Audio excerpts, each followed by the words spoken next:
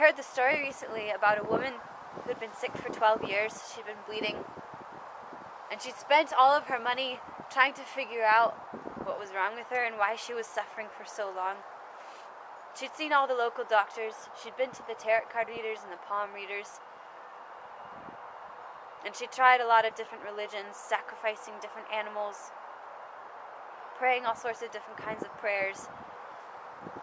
And finally she heard about this guy. His name was Jesus, and he was preaching in the town. And she thought to herself, if I could just touch the fringe of his garment, I might be well. I might be healed. Because she was at a point in her life where her family and her friends had abandoned her. She'd lost community and the simple matter of being touched, of a hug or a kiss from someone close. She was lonely. And I'm sure her family or friends were scared of some of that loneliness and some of that suffering rubbing off on them. And so she walks into this crowd with these people that she's not supposed to be around for fear of making them unclean. And she reaches out and brushes the fringe of Jesus' garment, and he turns around and he says, "Who touched me?" What a strange question for Jesus to ask when people are jostling him and bumping into him.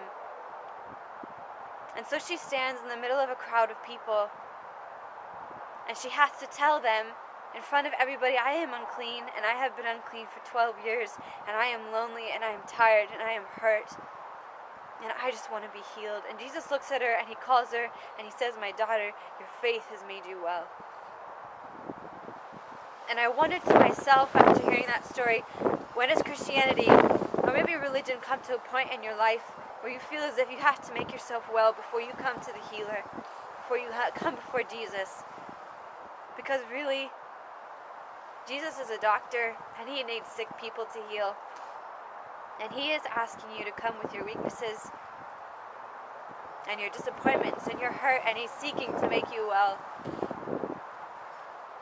And I think you're probably wondering at this point why this isn't my regular update, and I'm not sharing stuff that's happening in Ireland or going on in my life.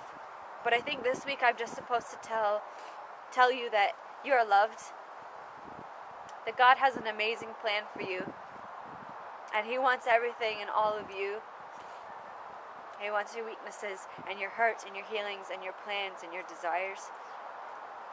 And God, he just loves you. So I'll talk to you guys soon. Know that I love so many of you, that I am praying for all of you, and I look forward to the next opportunity that I have to see you.